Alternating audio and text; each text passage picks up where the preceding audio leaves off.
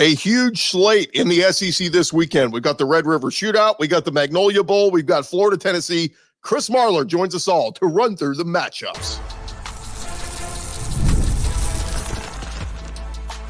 You are Locked On SEC, your daily podcast on the Southeastern Conference. Part of the Locked On Podcast Network, your team every day. And what's up, everybody? Welcome into Locked On SEC. It's great to have you guys along. I'm Chris Gordy. Thanks for making Locked On SEC your first listen every day. Shout out to everydayers. We're free and available wherever you get your podcasts and on YouTube, part of the Locked On Podcast Network, covering your team every day. And today's episode is brought to you by FanDuel. Place your first $5 bet, and you will get started with $200 in bonus bets guaranteed. Visit FanDuel.com today to get started. All right, welcome in our buddy Chris Marler, who joins us every Friday to preview the full week of slate of games in the SEC. And Marler, my goodness, I don't think last weekend could have been crazier with 3 top 10 SEC teams all going down. But come on, Bama, you can't lose to Vanderbilt. What was that? Yeah, this is your fault. You're the one that brought it up.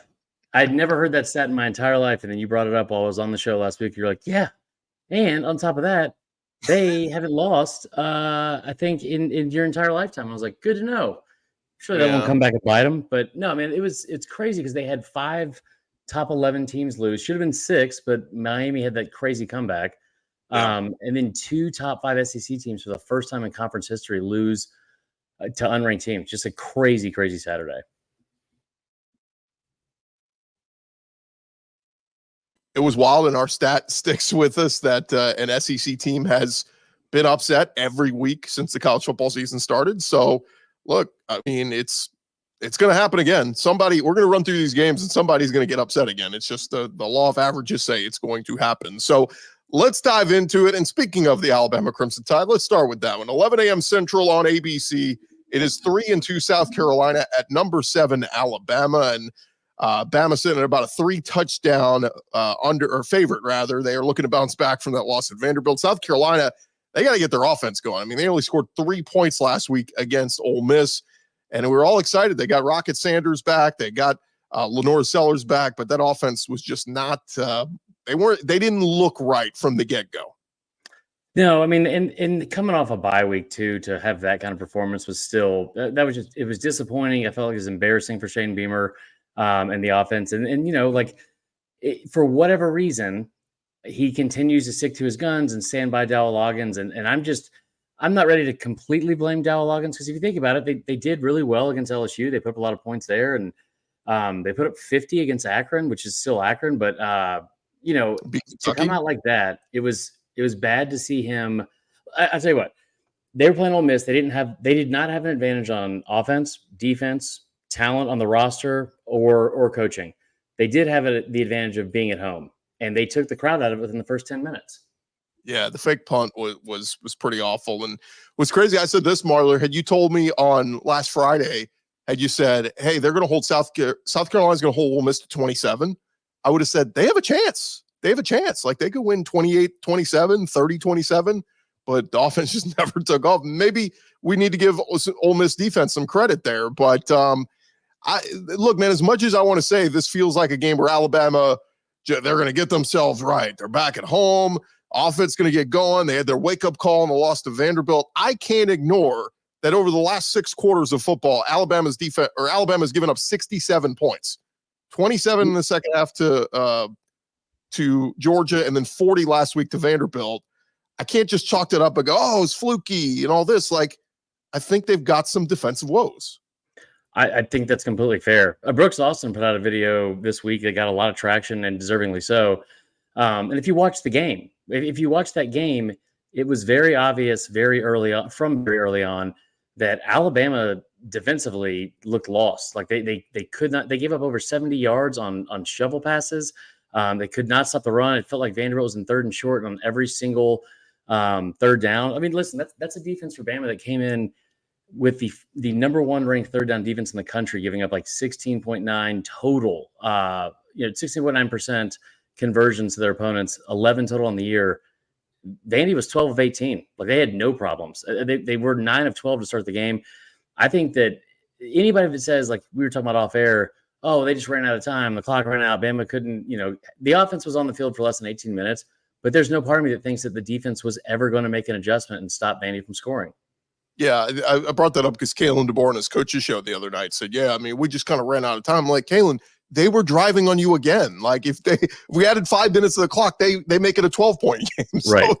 To me, I looked at Marler and said, it's not a fluke, but like, how does Bama respond? And we've heard all the guys saying the right thing, right? Malachi Moore and all these guys, they're all coming out saying, look, all our goals are still ahead of us. Yes, but you got a tough schedule ahead of you. But just the way that both these teams, where they are right now, it feels like South Carolina is going to come out. Like Bama's got to get the wave of momentum going in this one. And it does feel like they're going to win big in this one. I would think so. I think it's mainly just because of the fact that South Carolina doesn't have anything like schematically, the way these two teams match up, it's an absolute mismatch for South Carolina. Now, I will say that they have still been really good at turning people over. The defense has been better than advertised. Secondary's good. Some pieces up front. Yeah. Right. And in South Carolina's credit, they have arguably the worst offensive line statistically in the SEC. They're last in tackles for loss allowed and sacks allowed, but that's not what Bama's defense does. They don't really get to the quarterback, but I do feel like they are going to have to figure out a way to keep the offense on the field. Here's another thing too, Gordy. The offense couldn't stay on the field at any point against Vandy, but you go back to the Georgia game again, right before they gave the ball back to Georgia for what was their go-ahead score. You had like a 3rd and 2, 3rd and 3. You hit Justice Haynes out in the flat, and instead of just getting the first down and keeping the ball and the clock moving, he tries to get east and west instead of north and south. It's been a consistent problem on the team. Yeah, and that was the thing I brought up in the second half against Georgia. They went punt, and kept giving Georgia the ball back. And as good as Ryan Williams has been, and Jalen Miller overall has been very good, but they have had inconsistencies there where it's right. They can put a game away or pull away, and they just haven't done that. Two other ones I want to hit on here real quickly. 11 a.m. Central, 12 Eastern on ESPN2.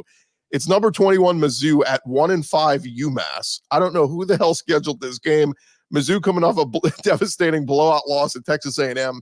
They are a 27.5-point favorite at UMass. Feels like the get-right game for Mizzou, but I don't know why the hell you're playing this one on the road. I mean, you would have thought the get-right game for Mizzou was the first 4 they had on the season going into that A&M game. Listen, we're starting to have to ask serious questions of, are they just not as good as we kind of assumed they would be? And they lost a lot of players to the NFL draft, especially on defense. I know what they had returning on offense, but you lost some staple pieces and some cornerstone pieces of that offense as well. UMass is terrible. I don't know why they're playing this game at UMass. UMass does not want to play at UMass. I'm not sure why Mizzou is going to go up there. You know what the name of the stadium is? Kroger, not even Kroger Field, just Kroger. Yeah, it's a Kroger parking lot. They play it. It's actually the parking lot at Fenway Park. They just play there. It's Warren McGurk Alumni Stadium. Our buddy John Miller brought this up to me. Warren McGurk didn't even go to UMass. He went to Boston College. So everything gets worse. Are naming rights available? Can you and I just buy naming rights to fields at UMass? I mean, we're if this episode takes off, we might be able to get a bowl game at least. So maybe that's a better option. The Gordy Marler bowl game. Let's make it happen. But you expect, look, I was just shocked. They got the ball Luther Burden, but man, Brady Cook he was under duress the entire time against A&M. But I got to think that they bounce back. They get the run game going again, and they win big at UMass.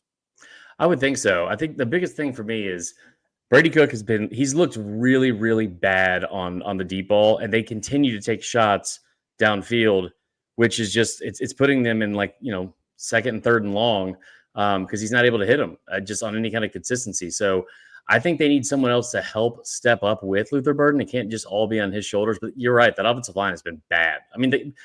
Coming out of a bye week again, they had 74 yards of offense in the first half. And then we didn't even think Connor Wegman was starting, and he put up over 300 yards in the first half. Yeah. No, it's wild. By the way, UMass's losses to Eastern Michigan, Toledo, Buffalo, Miami of Ohio, and Northern Illinois. Their one win against Central Connecticut. So, yeah, Mizzou should take care of this. I don't know why that game's on ESPN2. I've never seen a game that should be ESPN Plus more than this one. How about one more? This segment, 3:15 Central, 4:15 Eastern on the SEC Network. It is 1-4 Mississippi State at number 5 Georgia. Georgia is a 34-point favorite. Georgia coming off kind of a sleepy win against Auburn last week. I mean, the final score was good. They pulled away late. Mississippi State coming off their bye, Marlo. They have had a ton of issues. They've got don't call me Martin Van Buren at quarterback. It's ugly. And then Georgia, though, they're dealing with some dramas of their own. Colby Young, their big transfer wide receiver from Miami, suspended indefinitely over getting physical with his ex-girlfriend, apparently, allegedly. That's out there. But the arrests keep piling up for Georgia in the offseason and during the season, apparently. Yeah, it's again, I don't want to speculate too much on what happened because I don't know what happened. It is a misdemeanor from what I gathered, and I talked to a friend of mine who is a Georgia grad who's a lawyer, and he kind of explained it to me, which basically anything with battery could just be a threat if you make someone feel threatened. But the other part of it is that, yeah, it seems like he probably did physically make contact or hit or however you want to say it. The police report said he grabbed her by the abdomen. That said that she did have a bruise there, but again, that's the police report allegations. Right. Yeah, so we'll see what happens. I think it's a good job from Kirby Smart to at least suspend him indefinitely to figure out until they have more understanding of the actual incident and legal matter. That's all you can do. But I'm not making excuses for anyone. But I think I've said this before. Like, Kirby Smart just has to be so sick and tired of waking up seemingly once every week or two to some kind of news like this. Like, it shouldn't be this hard to be focused for this long. Yeah. And look, they last week, football side of things, it was a close game with Auburn made it a one-score game in the second half, and then Georgia kind of turned the gas on and they pulled away. This is their last kind of tune-up before their next biggest test. Their biggest test of the season was at Alabama, and they failed. Their next big test is at Texas in a week. Right. This one is you got to get everything out of your system here and get ready and feel good and confident going into that one. Keep in mind, you still got a road trip at Ole Miss. You still got to play Tennessee. So the road ahead for Georgia is tough, but does feel like to me, I don't know, man. I said anybody could beat anybody in the SEC on any given week. I think I'm pretty convinced at this point Mississippi State is hands down the worst team in the SEC, and it sucks because I think Jeff Lebby's a good play caller, but when they lost Blake Shapen, I said this thing ain't happening. They won't win a conference. No. It does look bad. I mean, like, if we're being honest, I think the thing that was most alarming, because you assume they would have at least good offense, but man, the defense giving up 265 yards rushing to that kid at Arizona State was tough to get over. All right, still more to come here on the Locked On SEC, Locked On SEC, part of the Locked On Podcast Network, covering your team every day. Florida, Tennessee, Vandy, Kentucky. Is that the sexiest game of the week? We'll talk about that next. But first, I want to remind you guys today's episode presented to you by our friends over at Z-Biotics. Z-Biotics pre-alcohol probiotic drink is the world's first genetically engineered probiotic. It was invented by PhD scientists to tackle rough mornings after drinking. And here's how it works. When you drink, alcohol gets converted into a toxic byproduct in your gut. It's this byproduct, not dehydration, that's to blame for your rough next day. Pre-alcohol produces an enzyme to break down this byproduct. Just remember to make Z-Biotics your first drink of the night. Drink responsibly, and you will feel your best tomorrow. We just got a free sample of Z-Biotics. I can't wait to try it out and let you guys know exactly how it works. It's been getting rave reviews from all of our guys here on the Locked On Network. And again, here's how to use it. Step 1 is you drink the pre-alcohol. For the best results, you make that your first drink of the night. Step 2, you drink responsibly. Pace yourself, hydrate, and get a good night's sleep. Step 3, enjoy tomorrow. You'll wake up feeling refreshed and ready to take on the day. No hangover, and can't wait to get this try it out throughout this football season. Look, you have a long day of tailgating, partying, exciting day at the football game. You want to make sure that you stock up on Z-Biotics. Go to zbiotics.com/lockedoncollege. Learn more and get 15% off your first order when you use Locked On College at checkout. Z-Biotics is backed with a 100% money back guarantee. So if you're unsatisfied for any reason, they will refund your money, no questions asked. Remember to head to zbiotics.com/lockedoncollege and use our code LockedOnCollege at checkout for 15% off. This episode also presented by our friends over at FanDuel. And look, if you're a college football fan, NFL fan, Start your season off right with a big return over at FanDuel, America's #1 sports book. Right now, when you get a hunch in the middle of the game, you can check out the latest stats, view live play-by-play, and so much more on the same page where you place your bets. You will get started with $200 in bonus bets guaranteed when you place your first $5 bet. That is with FanDuel, and that is at FanDuel.com. Of course, all the great betting options they have for you up there on the website, all the big lines for all the SEC games happening throughout this weekend. So take advantage of it. If you've never used FanDuel.com before, go sign up today. Make sure you get started and make your first $5 bet. You'll get that $200 in bonus bets guaranteed. That is at FanDuel.com. Download the app and get started with FanDuel today.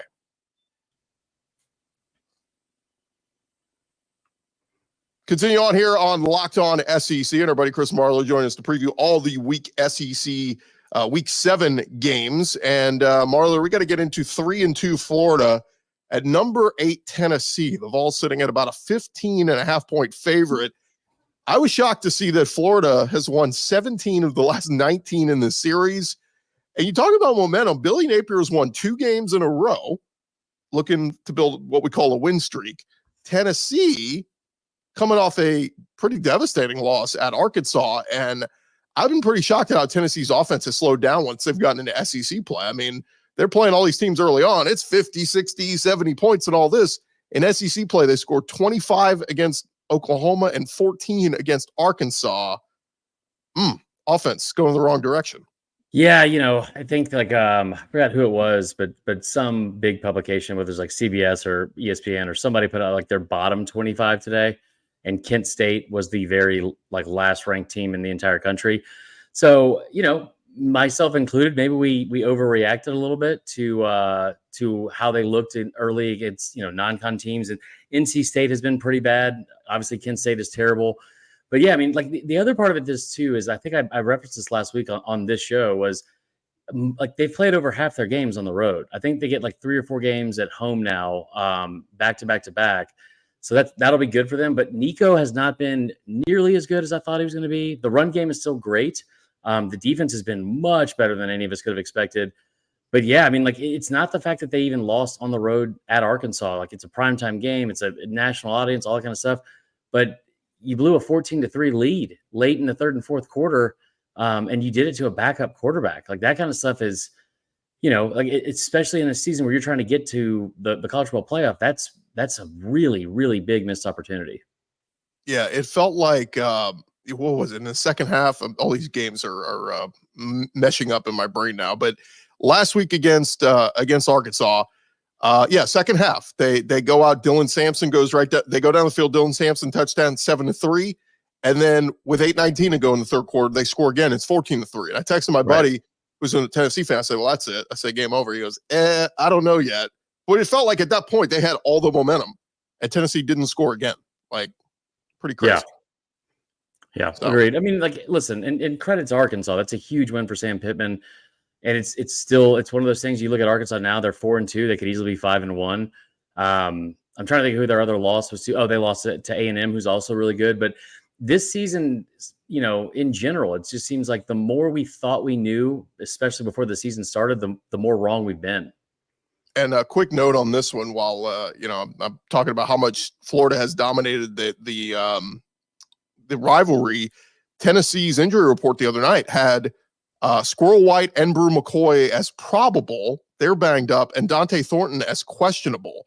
That's 3 of their best wide receivers. And if they're limited at all, I mean, this, look, you're looking at the way Florida's playing right now. Montrell Johnson, the run game, and then Graham Mertz, once again, most accurate quarterback or completion percentage, best completion percentage in the country, again, like he was last year. I'm just saying, this thing's trending towards, it's in Knoxville, so that bodes well for Tennessee. But I'm just saying, man, can Florida, does this get in the Tennessee players' heads where they go, oh my God, this team has owned this rivalry? Oh my God, what's going on? They lost this game last year. Tennessee did. Yeah, I mean, they've beaten Florida in Gainesville twice since 1971. Or 1972. It is insane how little success they've had down there. Now, this game's obviously in Knoxville. I think that Tennessee will win. I do think that, listen, we have got to give Billy Napier credit for what he's done over the past 2 weeks. I know he played a bad Mississippi State team, and he played against UCF off the bye week, but as I was telling you earlier, that like a lot of teams in this conference have not done that well off the bye week. And Billy Napier obviously did a great job getting his team ready as a home underdog to UCF. So you want to see it keep going. If you're Billy Napier, I don't necessarily think it's going to continue on and get to a third straight win against Tennessee. But you're right. Like this has to be some kind of mental roadblock at some point, like kind of similar to how Georgia and Bama are. Yeah, that line, like we said, FanDuel still got it about 15.5. If it got to 17, I'd be all over Florida in the points. Mm-hmm. I think Tennessee wins, but like if that line keeps getting up, I'd start to think I think Florida can keep it a little close. It's just rivalry game. We'll see. All right, the other one, and this one has kind of become the most intriguing game of the week. 7:45 Eastern on the SEC Network. It is 3-2 Vandy at 3-2 Kentucky.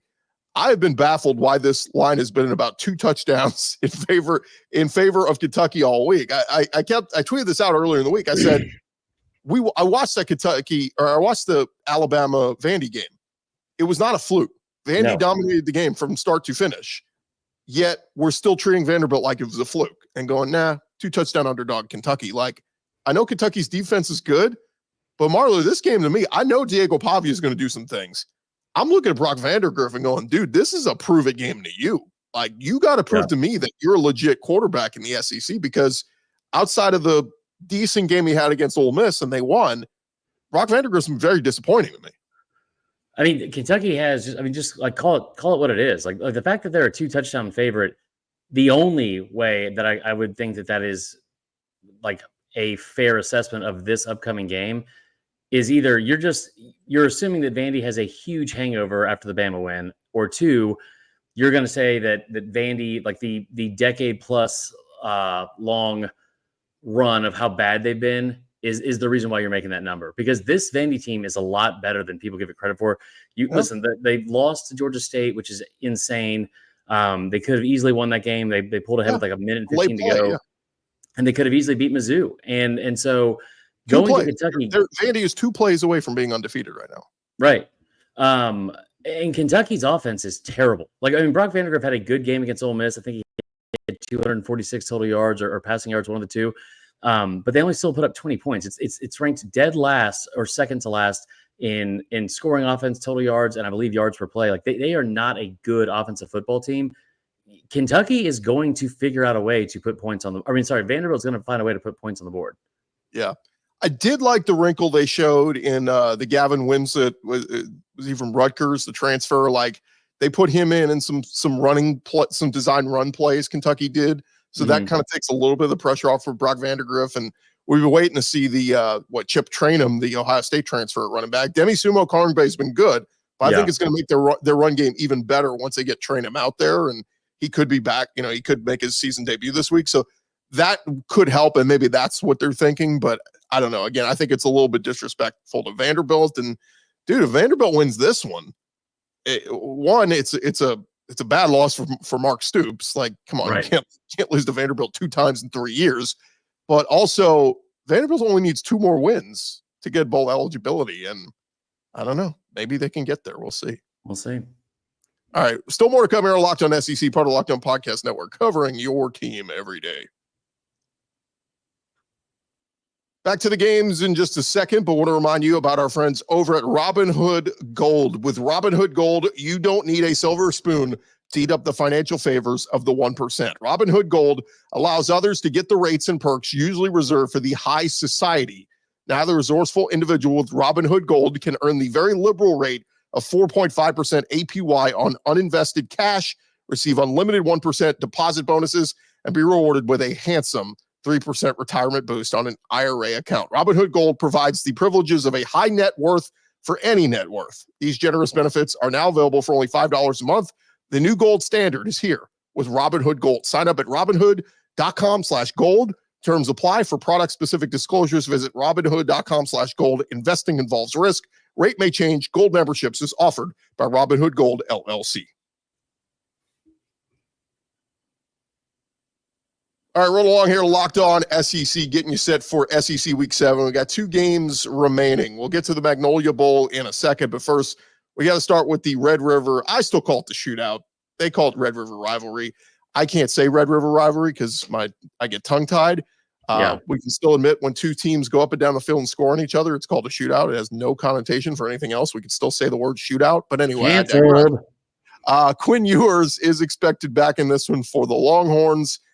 And this is one, Marler, I don't know if we talked about it enough, but Oklahoma has dominated this rivalry in recent years. OU has won 7 of the last 9 in the series. And since 2000, OU is 17-8 in the Red River Rivalry.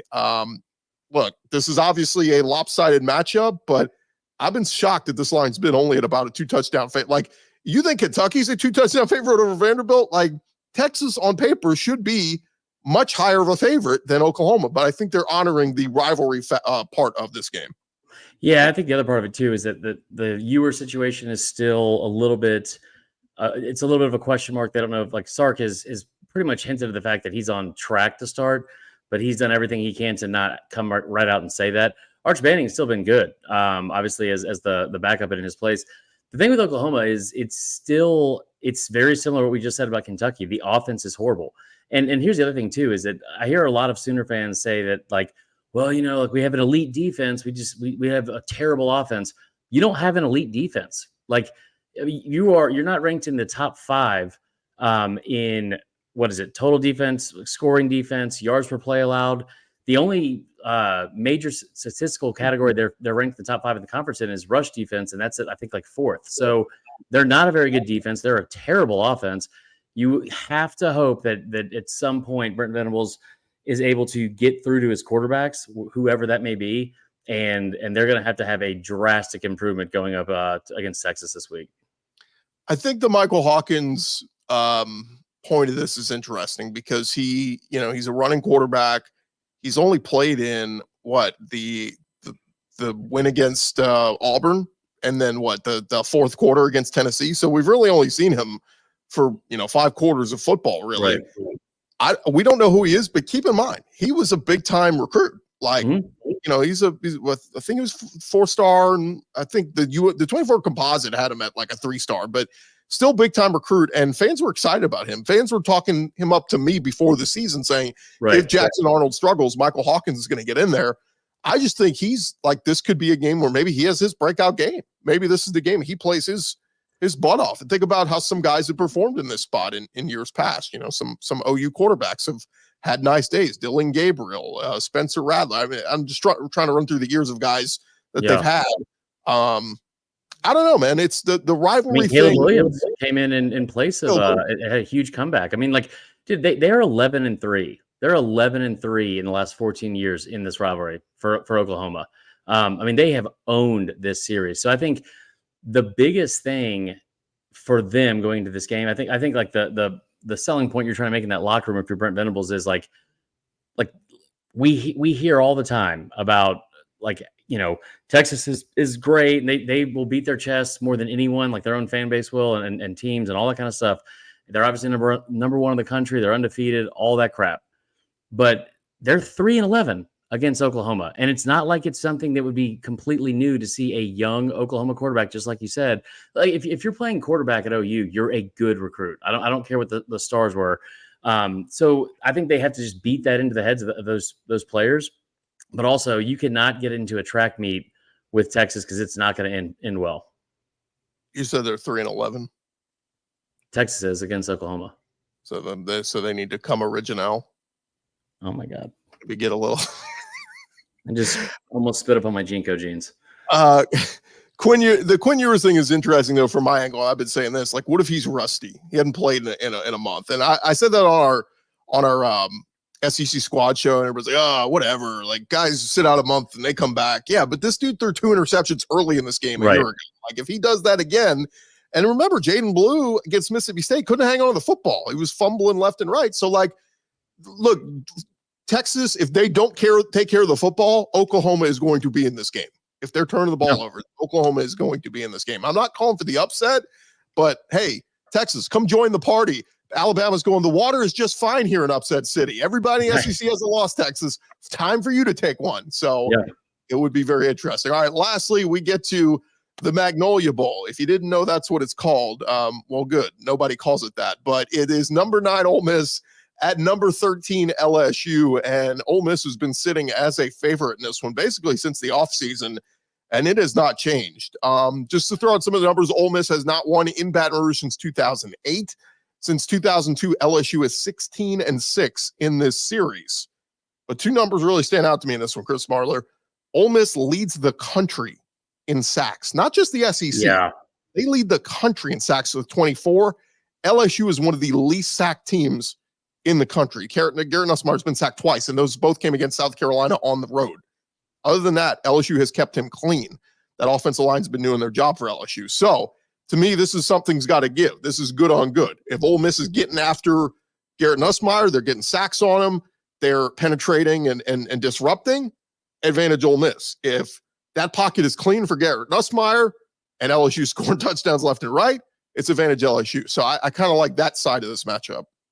Yeah, I think the thing that stands out to me the most is, besides the historical look at it, because it is also very, very one-sided, which has been like the theme of this whole week, is the fact that we have talked ad nauseum about Jackson Dart and how great of a season he's having, and he is. But Garrett Nussmeyer is quietly putting together one of the best seasons of any quarterback in the entire country. I mean, like, I think going into the bye week last week, he led I believe the entire country in completions, was top 5 in both, what was it? Like total yards and passing touchdowns. I think he has like 15 total already. If they can get the run game going at all, they got freshman Caden Green, who's been good as of late. I think that would be huge. They are coming off a bye. Brian Kelly is 15-8. It's one of the best records out of any Power 5 team or Power 4 coach in the country coming off a bye. That's against the spread. A home underdog? Like, LSU is a home underdog to a team that they usually own. I love the over in this one, but I'm having a hard time not picking the upset, because here's the thing too, Gordy. Ole Miss looked really good last week against South Carolina. South Carolina played about as bad of a game they could have played against Ole Miss. And this matchup, especially like you said, the offensive line and defensive line is much better for LSU than it was ever going to be for South Carolina. And they came into Columbia and they were up by 14 within the first 10 minutes. I don't think that's going to happen against LSU. And even if it does, you're going to have to face an offense that is going to be able to put up a ton of points no matter how late they are into the game. To me, we're going to know very early. I think one of the keys is, can Ole Miss run the football on LSU? Mm-hmm. If LSU's run defense is not good and Henry Parrish is gashing them for 5-6 yards a carry, it's going to be a long day for LSU. Yeah. That's the one thing LSU did when we talk about explosive offenses. Lincoln Riley and USC week 1, LSU bottled up the run and made Miller Moss have to throw the ball. Now, USC ended up making the plays in the fourth quarter and pulled away and won, but LSU kept that game in hand because they didn't give up the big run plays. Ole Miss, Henry Parrish, like they've not been. God, I wish we could see this Ole Miss team with Quinshon Judkins, because right. I think they'd be undefeated right now and number 1 or number 2 in the country. Like I just believe that. Without Quinshon Judkins, it's been Henry Parrish's numbers are good, but God, there have been times where it's just they can't get it going when they drive stall because they can't get the yard or two that they need and that sort of thing. A big one to watch too, Marler, is sounds like Trey Harris may not go in this one. He got banged up last week, and earlier this week, Lane Kiffin was saying if we had to play right now, he would not play. There's that side, and then on the other side, LSU, the guy who was expected to be one of their best wide receivers this year, Chris Hilton, still has not played yet, and there's some rumblings that maybe he could make his season debut this week. That's the guy that takes the top off the defense for LSU. Right. If they get him back, it could make Nussmeyer even more deadly. So that's certainly one to watch on the injury front. Yeah, and they still have Mason Taylor and Kyron Lacey, and they also have Aaron Anderson, who's been really good as well. So, I agree with you. I think the game does somewhat come down to which team is able to run the ball better and more effectively throughout the game. Because, listen, so far through 4 or 5 games for LSU, I think it's 5 games, their MO has been to throw the football and air it out all over the field, and that's great. But you brought up Trey Harris. The one that might be a bigger deal from the injury standpoint for Ole Miss is Trey Amos, if he's not 100%, because there are several good wideouts and obviously the tight end as well for LSU. Like they are going to test that secondary. Yeah, shout out famous Amos cookies. Those are great.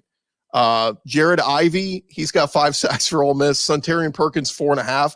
it would be kind of poetic that everybody at LSU was hoping for a big day from Perkins, their Harold Right. Perkins, who's out for the season. It'd be kind of poetic if Sunterian Perkins is the one that comes in and makes big plays in this one to beat LSU. All right, Marlo, that's going to do it. We got all our games picked for this weekend. Let everybody know where they can find you. Yeah, so we'll be doing Locked On Gamecocks and Locked On South Carolina after the Bama game this week. And then also we've got everything we're writing up over there at LouisianaSports.net, ESPN 104.5 in Baton Rouge, and Fourth and Wrong, our podcast with me and my buddy Tyler Huck. So great stuff. We will do it again next week. Enjoy the games, everybody. We'll talk to you guys on Monday with our winners and losers of the weekend.